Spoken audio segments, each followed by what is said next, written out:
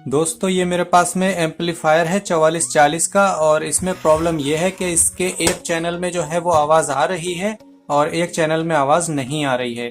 तो आज हम यही देखेंगे कि इसमें क्या प्रॉब्लम होती है जिसकी वजह से एक चैनल में आवाज़ आती है और एक में नहीं आती है।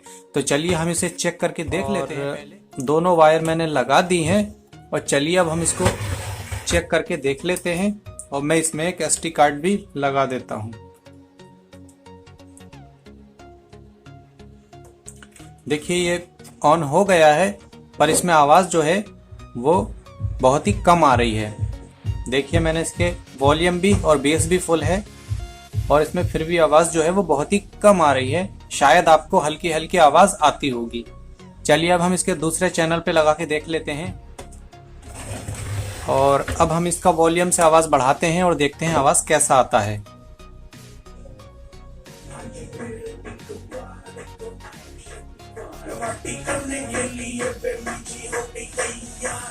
तो दोस्तों आज इसी को रिपेयर करेंगे कि इसमें क्या प्रॉब्लम है। मैं इसका कवर हटा लेता हूँ। सबसे पहले यही चेक करना है कि इसका जो है वो इसकी IC खराब है या फिर इसमें कोई और प्रॉब्लम है। तो हम इसको कैसे पहचानेंगे दोस्तों, ये बहुत ही आसान है और आप इसको बहुत ही आसानी से पहचान सकते हैं कि इसकी IC खराब है या नहीं है। तो चलिए आप देख पा रहे हैं कि यहाँ पर ये वॉल्यूम है और वॉल्यूम पर जो दोस्तों ये इस टाइप की जो इस साइड की जो पिनें होती हैं, ये जो होती हैं वो ऑडियो की पिनें होती हैं और इस पर जो है वो ऑडियो को दिया जाता है। अब ये USB से चलती है तो इस पर USB की ऑडियो देंगे, और अगर ये X की पिनों से चलती है CD DVD या फिर किसी भी पिनों से, तो फिर उसकी पिन यहाँ पर देंगे। इन पिनों को चेंज करने के लिए स्विच को लगाया जाता है जिसकी मदद से हम CD और FM को चेंज कर सकते हैं। ठीक है, तो हमें क्या चेक करना होगा, हमें सबसे पहले यहाँ पर चिमटी से टच करके देखना होगा इसकी पावर ऑन करके। अगर स्पीकर में घन्नाटा या हमिंग की आवाज़ आती है तो आप समझ सकते हैं कि IC जो है वो बिल्कुल ही ओके है और IC में कोई प्रॉब्लम नहीं है। जो यहाँ पर ये IC लगी है इन ICओ में कोई प्रॉब्लम नहीं है, इसकी वायरिंग में प्रॉब्लम हो सकती है। और अगर घन्नाटा नहीं आता है तो सबसे पहले आपको IC को ही चेक करना होगा। चलिए हम देख लेते हैं कि इसकी IC खराब है या नहीं है। तो मैंने इसको ऑन कर दिया है और चलिए अब देखिए।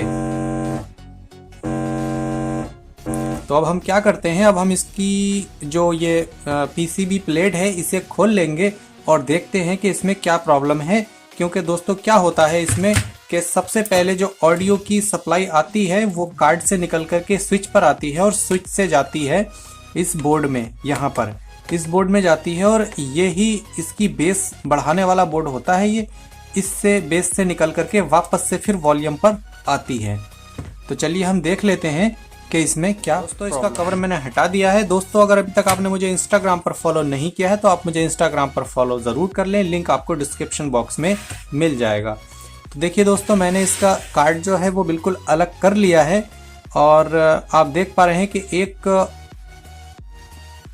वायर जो है वो यहाँ पर ख़राब है और कोई इसमें वायर जो है वो फिलहाल गड़बड़ नहीं लग रही है।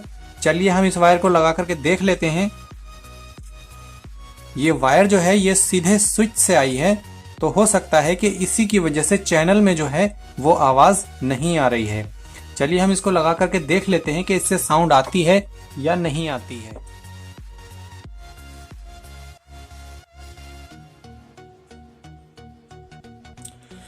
मैंने वायर लगा दी है दोस्तों। चलिए अब हम सबसे पहले इसको चेक कर लेते हैं कि इसमें साउंड जो है वो आ गई है या फिर इसमें कोई और भी दिक्कत है। तो मैं इसका पावर ऑन कर देता हूं और उसके बाद देखते हैं कि इसमें आवाज कैसी आती है।